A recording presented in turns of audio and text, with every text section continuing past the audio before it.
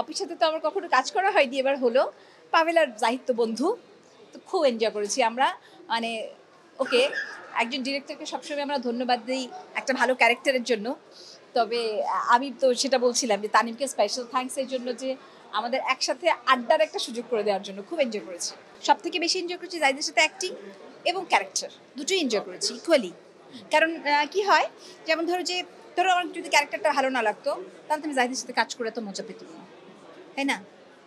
তো একই সাথে ক্যারেক্টার এবং কো অ্যাক্টর দুইটাই আমাকে কমপ্লিমেন্ট করেছে। হ্যাঁ, যখন বলতে থাকি না, না আমার শেষ হয় না।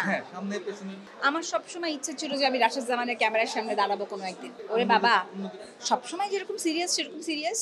শুটিংয়ের সময় অনেক সময় আমাদের হয়তো ছোটোখাটো আড্ডা হয় যারা শুটিং ক্রুজ থাকে তাদের সাথে, বাট রাশেদ সবসময় ওর কাজটা নিয়ে মগ্ন। তো এটা মানে খুবই খুবই নিবিষ্ট চিত্তে কাজ করেন।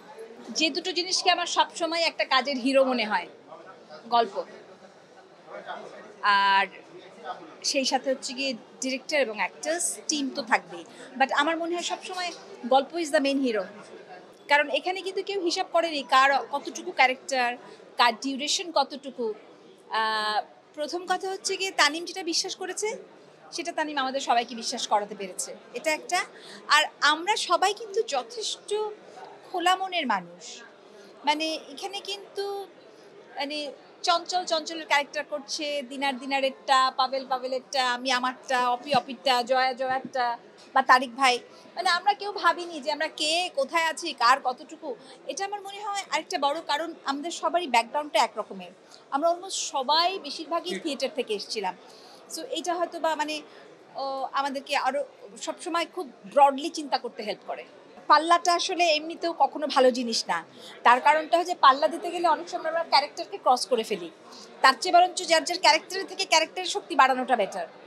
পাল্লা দিতে গেলে মুশকিল। ধরো আমি যদি পাল্লা দিতাম যে আমারটা ভালো হচ্ছে না জাহিদেরটা, তাহলে দেখা যেত যে আমি ক্যারেক্টার থেকে বের হয়ে যেতাম। কিন্তু জাহিদের সাথে যখন আমি আসলে মানে অ্যাক্টিং তো রিয়াক্টিং, আমরা যখন আসলে আমাদের ডায়ালগ পড়ছি এবং আমাদের ইমোশনটাকে সেখানে এক্সপ্রেস করছি, সেটাই মজার।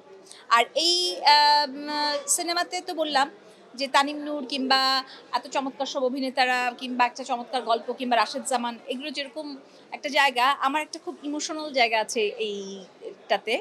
সেটা হচ্ছে যে আমি আমার অ্যাক্টিং জীবনের শুরু থেকে এবং যতগুলো বছর ডিরেকশনে কাজ করেছি, আমার খুব প্রিয় একজন মানুষ ছিলেন, তিনি হচ্ছেন ফারুক ভাই।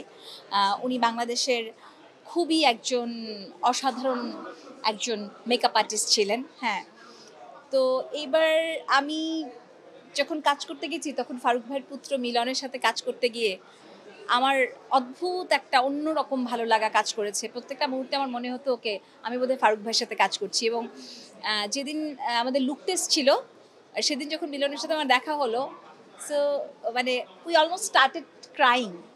যে কারণ আসলে জানো, মানে এই ইন্ডাস্ট্রিতে আমরা তো একটা লম্বা সময় পথ চলেছি বা চলছি। এখানে না আমাদের পরিবারের মানুষদের চাইতে না ইন্ডাস্ট্রির মানুষগুলো আমাদের অনেক আপন। তুমি খেয়াল করছো কিনা জানি না, আমি তখন বলছিলাম যে ভাইজান আই লাভ ইউ। জাহিদকে কিন্তু আমি ভাইজান ডাকি, মৌকে আমি ভাবি ডাকি। সো মানে মিলনের সাথে কাজ করছি, ফারুক ভাইয়ের পুত্র, আমি I was really really very emotional, এবং মিলনও।